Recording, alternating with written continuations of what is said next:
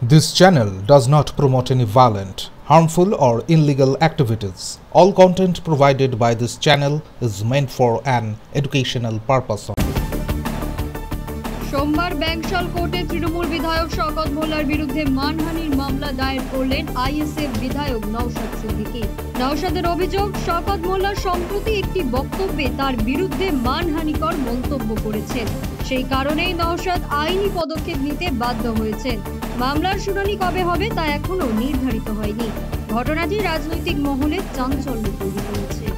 দেখুন, আমরা একজন বিধায়ক, আমরা ল মেকার, আমরা আইনকে মান্যতা দিয়ে চলি।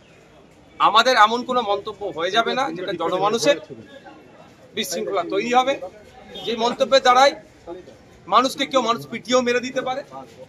কারণ বিজেপির কাছ থেকে 30 কোটি টাকা নিয়েছে মানে ভয়ঙ্কর অপরাধ করা হবে। তো উনি এরকম ভাবে বলে ছড়াচ্ছেন। আমি এই পরিবর্তে তাকে তো বলতে পারি না এরকম ভাবে 1998 সালে তোমার দিদি কার কাছ থেকে সিম্বল নিয়ে লড়াই করেছে, হ্যান করেছে, এই কথা বলে আমি জবাব দেওয়ার প্রয়োজন বোধ করি না। আমার নামে মিথ্যাচার হয়েছে, আমাদের পার্টির নামে মিথ্যাচার হয়েছে, সুতরাং সেই মিথ্যাচারের জবাব আমি আইনের মাধ্যমে দেবো।